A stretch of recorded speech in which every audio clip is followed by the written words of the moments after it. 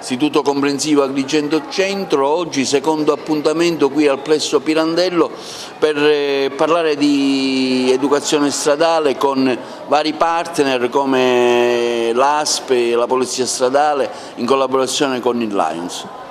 Esattamente, ieri alla Garibaldi, oggi alla Pirandello, una bellissima sinergia che dà la possibilità ai ragazzi di riflettere sul corretto utilizzo delle macchine, dei motorini, sull'attenzione come pedoni alla strada e sui rischi che si possono correre. Dicevo, una sinergia importante perché ogni partner offre delle testimonianze assolutamente utili. La Polizia Stradale mostra dei video e soprattutto presenta dei dati inquietanti relativi agli incidenti stradali, ai danni permanenti che si possono appunto procurare o addirittura alla morte. L'ASP riflette sui rischi dei poliabusi e dei policonsumi, primo fra tutti l'utilizzo dell'alcol, e Lions, che è stato il promotore di questa iniziativa, dà sempre un contributo con principi di cittadinanza attiva. Quindi sono momenti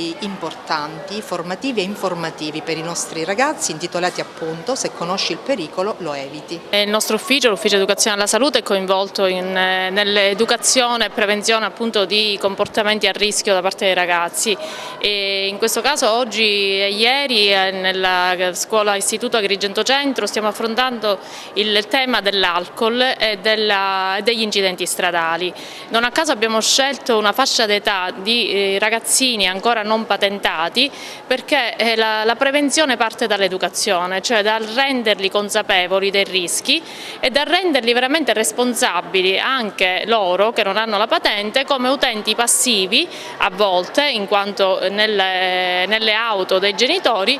o anche utenti attivi come con le bici o quant'altro. Comunque soprattutto si affronta la tematica della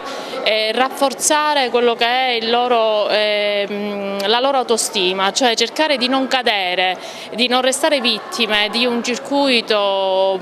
un po' perverso del nostro sistema economico che li spinge già da piccoli, già da 11-12 anni, ad acquistare bevande alcoliche, ad avere comportamenti appunto scorretti che poi purtroppo portano a eventi tragici. L'educazione stradale è uno degli aspetti che noi come Polizia Stradale curiamo molto, perché oltre ai controlli su strada, oltre alle sanzioni che effettuiamo, uno degli aspetti più importanti è l'educazione stradale, proprio per cambiare l'approccio che si ha nei confronti della strada, nei confronti dell'utilizzo della strada, perché è importante rendersi conto, percepire i rischi che si corrono nella strada. Il nostro sforzo